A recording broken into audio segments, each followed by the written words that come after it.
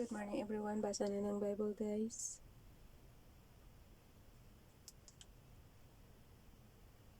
Second Samuel chapter 19 and 20 and Luke chapter 18 verse 1 to 23.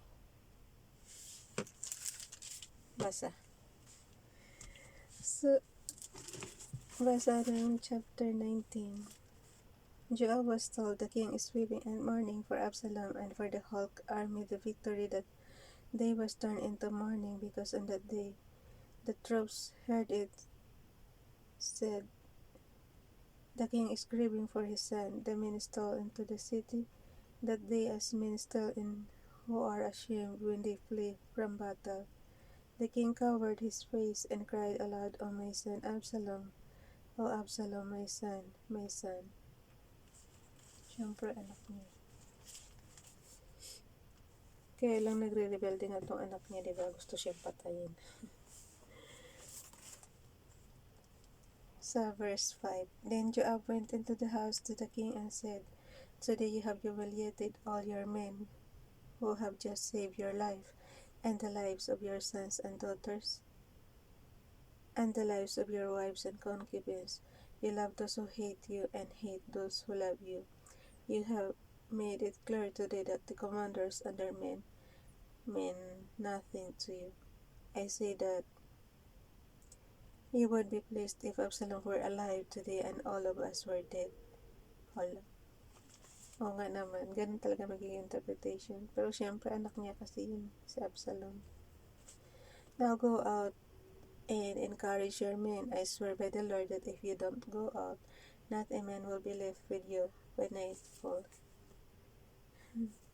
This will be worse for you than all the calamities that have come upon you from your youth till now.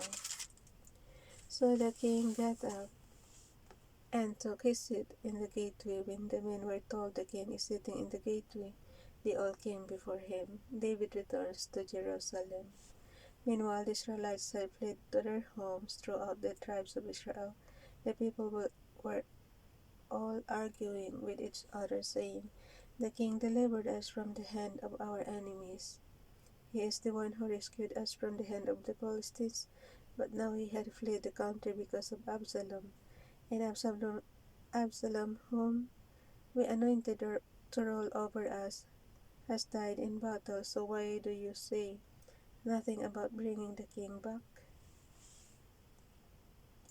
King David sent the message to Zadok and Abiathar the priest, as the elders of Judah, why should you be the last to bring the king back to his palace, since what is being said throughout Israel has reached the king at his quarters? You are my brothers, my own flesh and blood. So why should you be the last to bring back the king? And say to Amasa, Are you not my own flesh and blood? May God deal with me, be it ever so severely, if from now on you are not the commander of my army in place of Joab.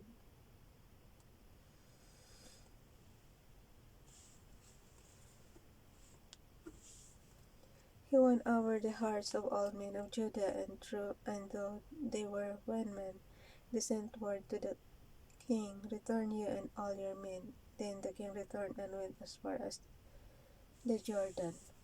Now the men of Judah had come to Gilgal to go out and meet the king and bring him across the Jordan. Shimei, son of Gera, the Benjamite from Bahurim, hurried down with the men of Judah to meet King David. With him were 1,000 Benjamites, along with Ziba, the steward of Saul's household, and his 15 sons and 20 servants. They rushed to the Jordan, where the king was. They crossed at the ford to take the king's household over and do whatever he wished. Ang haba talaga guys ng chapter 19 ng 2 Samuel.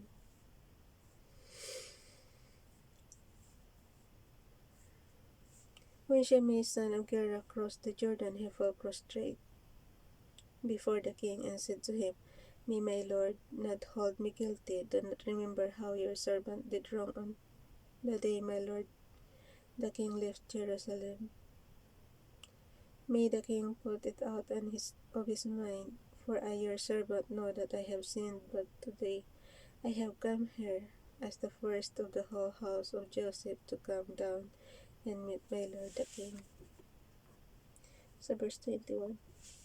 Then Abishai son of Zeruiah said, shouldn't Shimei be put to death for this? He cursed the Lord's anointed. David replied, what do... Ang ingay na naman ng bumabasi na kay aga-aga.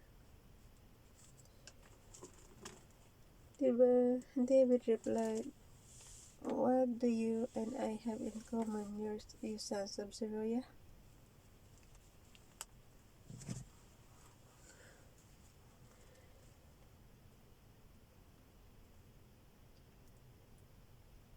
Bakit ganun? Ang kamatayan kaagad ang gusto nilang iparusa dati. Parang napakasimple lang ng parusa nung araw pagkamatayan. Grabe. Konting pagkakamali, death kaagad. Sa verse 22 tayo, David replied, what do you and I have in common, you sons of Zeruiah? This day you have become my adversaries. Should anyone be put to death in Israel today? Do I not know that today I am king over Israel? So the king said to me,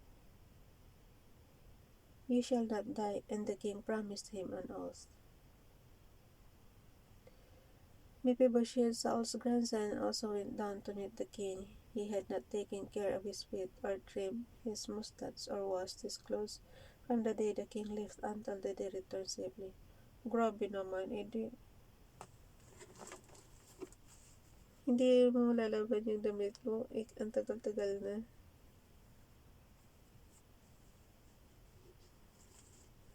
Until the day he returned safely. When he came from Jerusalem to meet the king asked him, why didn't you go with me, Mephibosheth? He said, my lord the king, since I, your servant, am lame, I said I will have my donkey saddled and will ride on it, so I can go with the king. But Ziba, my servant, betrayed me, and he has slandered your servant to my lord the king. My lord the king is like an angel of God, so do whatever pleases you. All my grandfather's descendants deserve nothing but this from my lord the king. But you give your servant a place among those who eat at your table. So what right do I have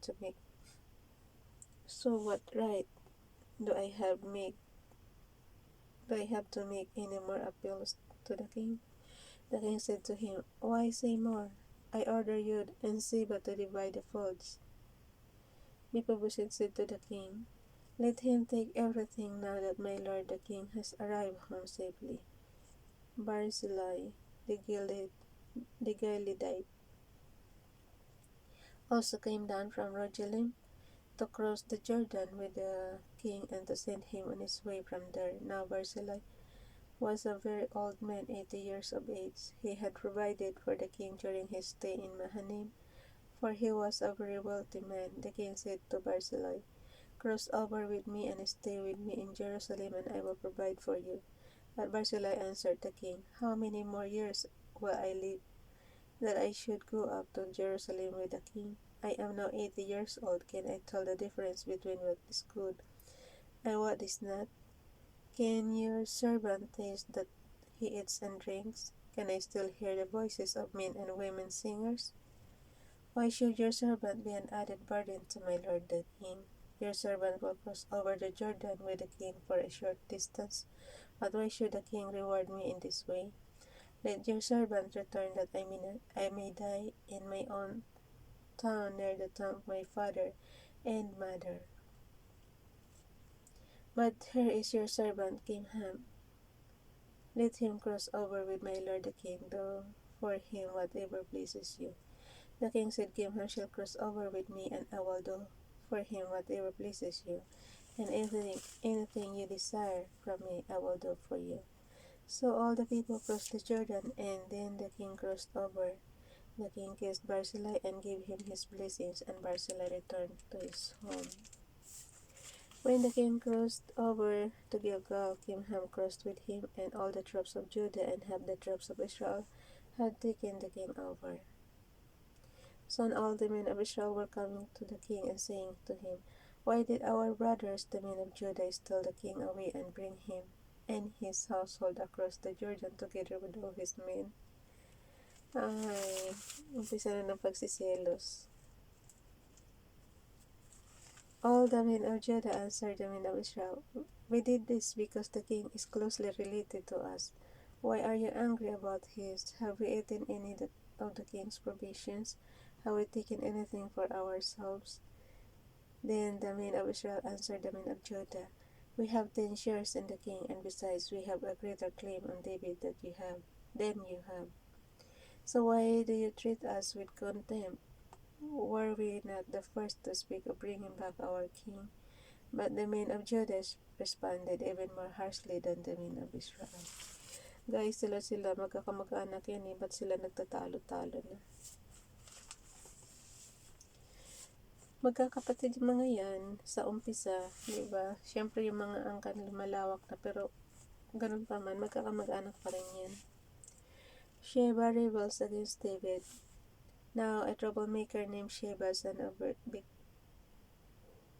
Bichri, a Benjamite, happened to be there. He sounded the trumpet and shouted, We have no share in David, no part in Jesus' son. Every man to his tent, O Israel. So all the men of Israel deserted David to follow Sheba, son of Bichri, but the men of Judah stayed by their king, all the way from the Jordan to Jerusalem.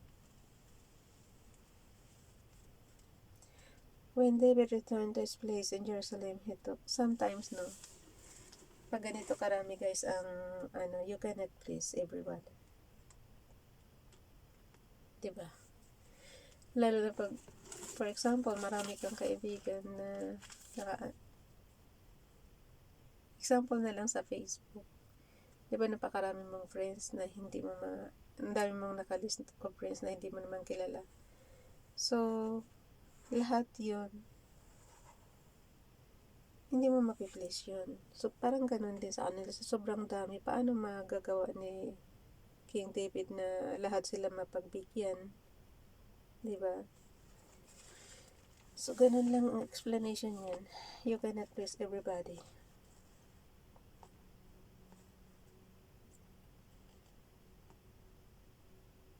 So, sa verse 2 ng chapter 20, guys. So, all the men of Israel deserted David to follow Sheba, son of Bichri, but the men of Judah stayed by their king all the way from the Jordan to Jerusalem. When David returned to his palace in Jerusalem, he took the 10 concubines. Oh, grabe naman, dami mo namang asawa. 10 concubines, guys. He had lived to take care of the palace and put them in his house under guard. He provided for them but did not lie with them. Oh. Sino ang katabi niya sa gabi? Joke lang. Yan ang mahirap. Kukuha ka ng babae tapos hindi naman kayang gampanan ang obligasyon sa lahat. But did not lie with them. They were kept in confinement till the day of their death. Oh yeah, living as widows. Like ganun. Napaka-unfair naman nun sa mga concubine niya. Diba? Then the king said to Amasa, Summon the men of Judah to come to me within 3 days and be here yourself. But when Amasa went to summon Judah, he took longer than the time the king had set for him. Oh. David said to Abishai, Now Sheba, son of Bichri. Naduling na ako, guys.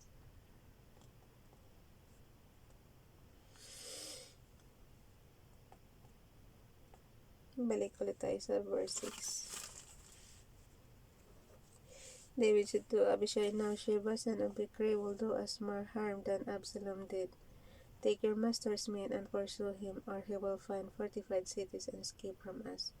So Joab's men and the Kerethites and Pelethites and all the mighty warriors went out under the command of Abishai. They marched out from Jerusalem to pursue Sheba, son of Bichri. While they were at the great rock in Gibeon, Amasa came to meet them. Joab was wearing his military tunic, and strapped over it at his waist was a belt with a dagger in its sheath. As he stepped forward, it dropped out of its sheath. Joab said to Amasa, "How are you, my brother?" Then Joab took Amasa by the beard with his right hand to kiss him.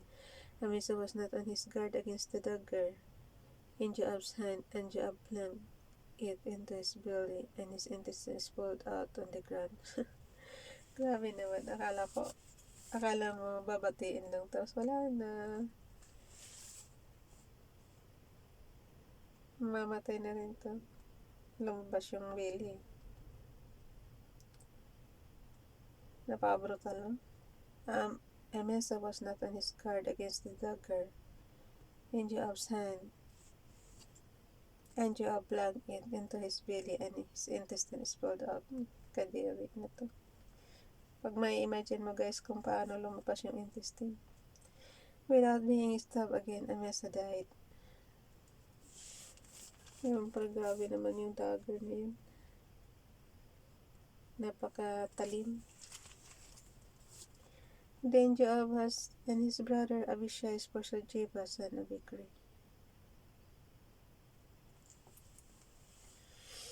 Namatay si Amasa.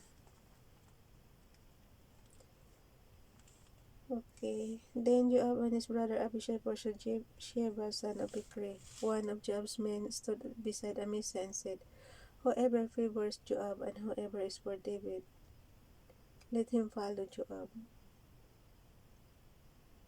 Amasa lay wallowing in his blood in the middle of the road.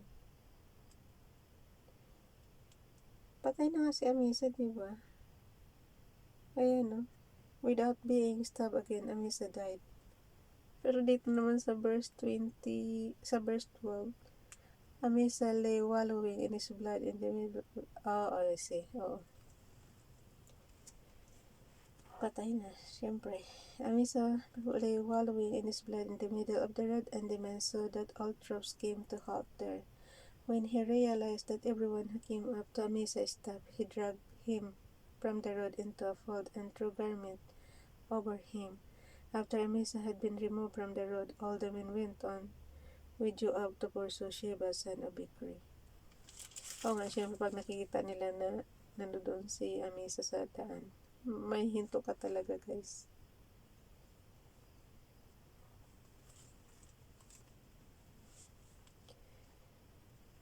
Ang aga-aga brutal yung mga binabasa ko ngayon. Puro patayan. Nai-imagine ko guys yung dugo. Nakakainis. Ba't ako ganito magbasa ng apektado masyado?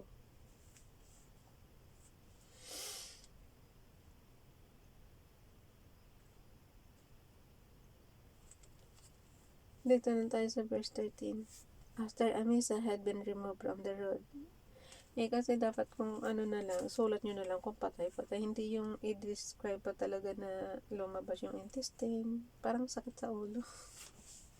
Ini-imagine mo.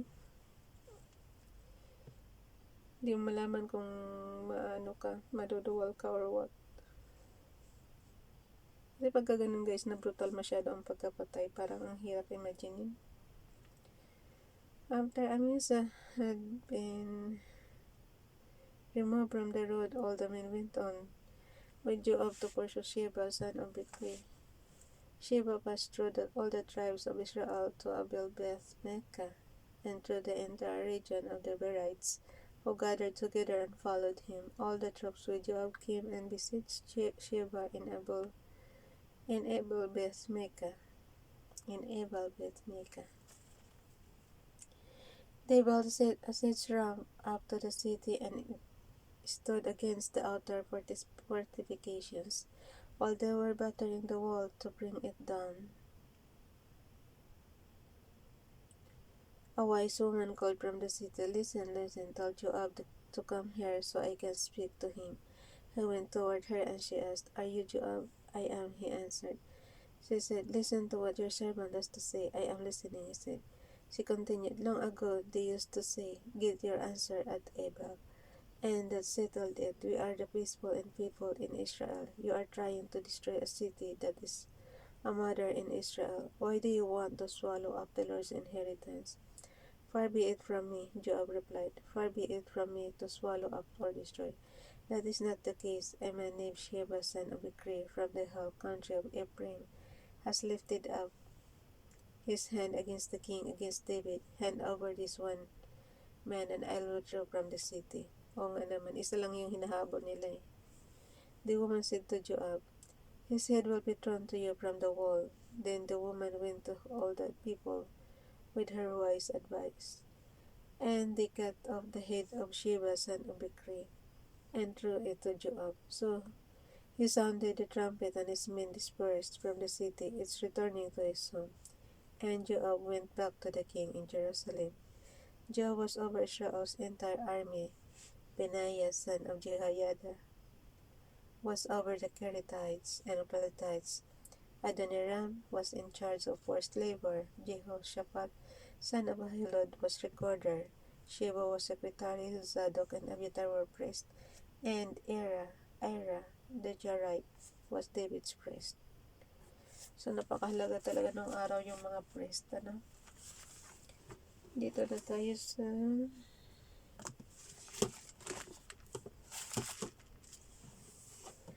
Luke chapter 18.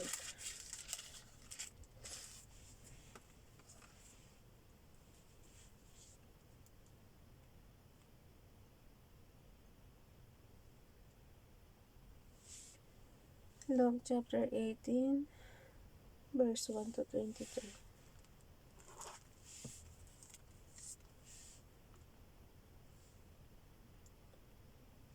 Saan yung 23 dito? Hindi ko na makita. Ayun.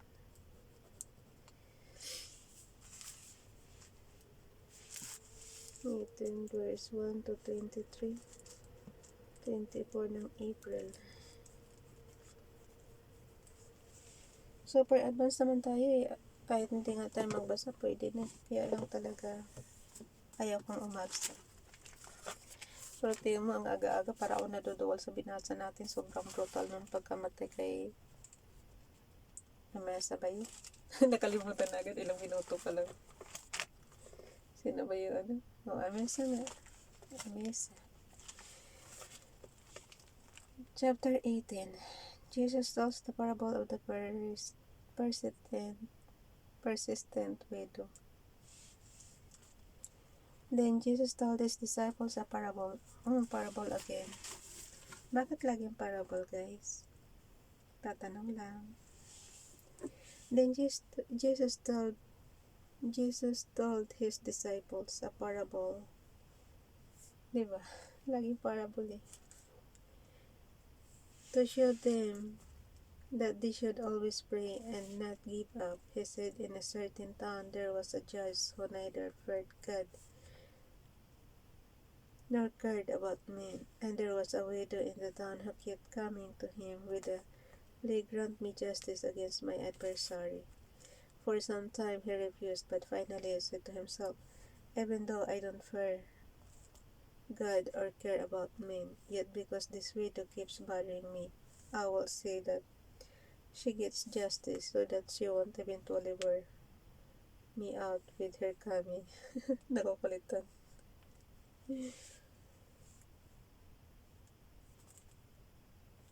And the Lord said, listen to that the unjust judge says. I will not God bring about justice for his chosen ones, who cry out to him day and night. Will he keep putting them off? I tell you, he will see that they get justice, and quickly. However, when the Son of Man comes, will he find faith on the earth? Jesus tells the parable of two men who prayed. To some who were confident to their own righteousness and looked down on everybody else, Jesus told this parable. Two men went up to the temple to pray, one a Pharisee and the other a tax collector. The Pharisee stood up and prayed about himself. God, I thank you that I am not like other men. Pambihirang dasal to. Robbers, evildoers, adulterers, or even like this tax collector. Gagayahin mo bang dasal na yan? Siyempre hindi. I fast twice a week. I fast twice a week and give a tenth of all I get. Mali-mali na yung basa ko. But the tax collector stood at a distance. He would not even look up to heaven, but beat his breast and said, God, have mercy on me, a sinner. I tell you that this man, rather than the other, went home justified before God. For everyone who exalts himself will be humbled, and he who humbles himself will be exalted. Gayahin natin yung dasal ng tax collector. So, gawin natin itong description mamaya yung verse 13. Jesus blesses the children. People were also bringing babies. Bilisan na natin, guys. Alas 6 na. 5:30 na. Jesus blesses the children. People were also bringing babies to Jesus to have him touch them. When the disciples saw this, they rebuked them. But Jesus called the children to him and said, Let the little children come to me, and do not hinder them, for the kingdom of God belongs to such as this. I tell you the truth, anyone who will not receive the kingdom of God like a little child will never enter it. Jesus speaks to the rich young man. A certain ruler asked him, Good teacher, what must I do to nabasa na rin natin to, guys, sa Matthew. Yung sabi, iwanan yung kayamanan. A certain ruler asked him, Good teacher, what must I do to inherit eternal life? Why do you call me good? Jesus answered, No one is good except God alone. O nga naman, God alone lang ang si Jesus na mismo ang nagsabi, guys. So Jesus answered, No one is good except God alone. You know the commandments: do not commit adultery, do not murder, do not steal, do not give false testimony, honor your father and mother. All this I have kept since I was a boy, he said. When Jesus heard this, he said to him, You still lack one thing. Sell everything you have and give to the poor. Ayan na naman tayo sa poor. And you will have treasure in heaven. Then come, follow me. When he heard this, he became very sad because he was a man of great wealth. Okay, ito. Ang dami niya kayaman, din niya kayang ibigay sa mga mahirap. Pero yung aming pandemic hero, kayang ibigay. Yung aming FLM. Yan. Namimigay talaga yun ng kayamanan sa mga mahirap. Maraming bigas. So, yun lang. Bye everyone. God bless.